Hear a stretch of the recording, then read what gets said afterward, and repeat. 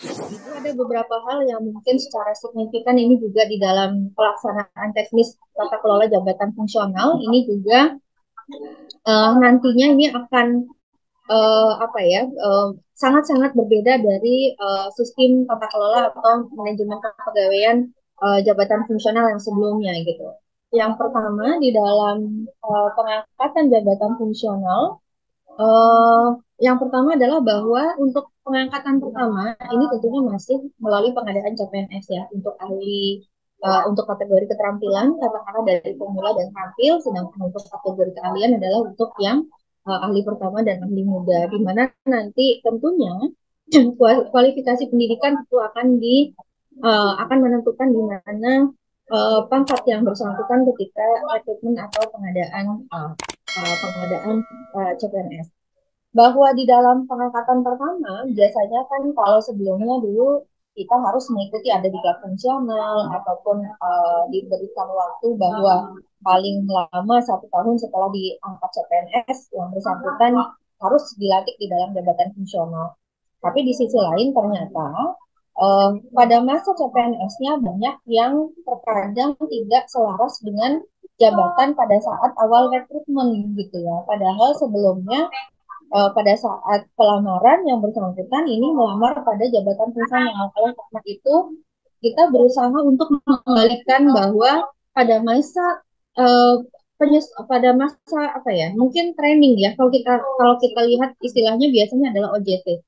Masa CPNS, seorang CPNS itu ketika melamar pada jabatan fungsional, mestinya pada saat masa-masa orientasinya pun dia harus sudah mulai dikenalkan dengan jabatan sesuai dengan jabatan yang dilamar. Oleh karena itu, nantinya ketika nomenklatur jabatan fungsional itu harus sudah mulai ditetapkan sejak dalam keputusan CPNS. Tapi nanti sahnya menjadi pejabat fungsional yaitu melalui pelantikan JR ini akan dilaksanakan bersamaan dengan pelantikan poin jurisdiksional. Nah, tentunya pada saat yang bersangkutan CPNS pun ketika sudah mulai melaksanakan orientasi tugas-tugas jabatan fungsional, maka bisa diberikan kelas jabatan fungsional sesuai dengan jabatan fungsional. Tapi biasanya ini kan kalau CPNS hak-haknya semuanya masih 80% ya.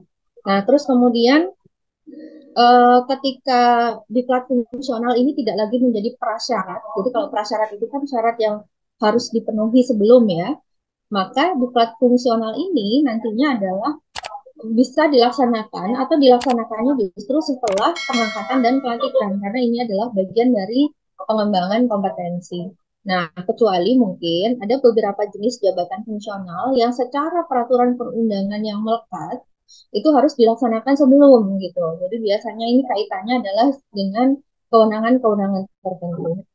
Nah, kemudian Bapak Ibu, di dalam perpindahan jabatan fungsional, ini kita tidak lagi mengunci kepada satu rumpun saja, tetapi perpindahan boleh dilaksanakan lintas rumpun jabatan atau lintas klasifikasi jabatan fungsional.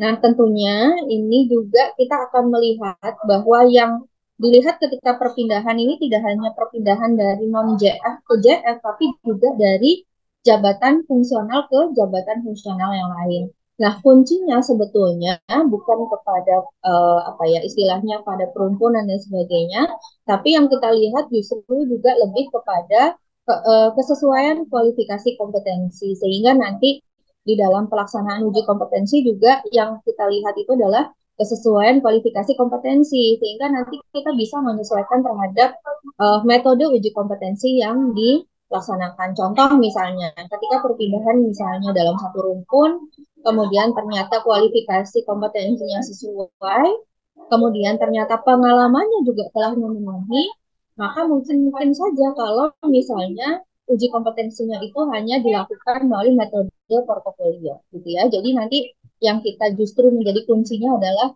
bagaimana dengan kesesuaian kualifikasi kompetensi tersebut. Dan ini juga dirasa akan lebih memudahkan dalam hal mobilitas pejabat fungsionalnya yang berpindah antara satu jabatan fungsional dengan jabatan fungsional yang lain.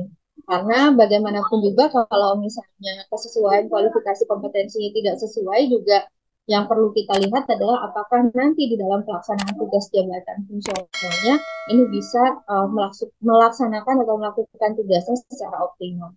Nah, kemudian Bapak Ibu tentunya selain perpindahan adalah juga di dalam penyesuaian. Biasanya kan memang akan kita berikan ketika ada penyesuaian karena adanya penetapan jabatan fungsional yang baru ya. Nah, tetapi kalau terjadi perubahan ruang lingkup, apalagi nanti misalnya mengakibatkan adanya perubahan nomenklatur, kemudian adanya penataan birokrasi seperti yang kita kemarin, penyesuaian juga bisa diberikan, terutama kalau untuk penataan birokrasi dalam hal kemarin eh, struktur organisasinya ada yang dihapus sehingga pejabat administrasi atau pejabat struktural tersebut terdampak, maka bisa dialihkan melalui penyetaraan jabatan pada jenjang yang setara dengan struktural sebelumnya. Tentunya ini adalah mekanismenya tidak lagi melalui secara eh, nasional seperti Permenpan 28 dan Permenpan 17, tapi sifatnya adalah instansional ketika ada organisasi yang mengalami restrukturisasi atau penataan birokrasi. Terus kemudian yang terakhir Bapak Ibu, Eh, mungkin eh, mungkin gini ya, ketika perpindahan itu sebetulnya kan lebih melihat kepada perpindahan mengenai eh, karir pada karir yang horizontal. Artinya perpindahan itu akan dilakukan pada yang setara. Nah, sedangkan untuk yang promosi ini lebih memperlihatkan atau lebih apa ya, lebih kepada pola karir vertikal maupun diagonal. Gampangnya adalah kalau kalaupun pola karir vertikal ini sifatnya adalah lebih kepada kenaikan jenjang jabatan bagi pejabat fungsional gitu ya dalam satu jabatan fungsional. Nah, tentunya juga kalau kenaikan jabatan ini mungkin tidak terlalu banyak berbeda, pastinya adalah karena angka kredit kumulatif yang sudah tercapai, kemudian nanti kalau kenaikan jenjang harus melaksanakan uji kompetensi dan sebagainya gitu ya. Nah, terus kemudian kalau untuk yang pola karir diagonal, nah inilah yang sifatnya adalah perpindahan dalam hal adanya kenaikan jenjang jabatan yang lebih tinggi. Dan tentunya kemudian juga perpindahan yang lebih tinggi ini karena sifatnya adalah peningkatan promosi ya karena tingkat lebih tinggi, tapi terjadi untuk yang antar kelompok jabatan dari JF, JPT, dan JA. Sehingga inilah yang kita sebut dengan promosi gitu Bapak Ibu. Dan tentunya nanti pelaksanaan mekanisme promosi ini akan berbarengan dengan atau bukan berbarengan.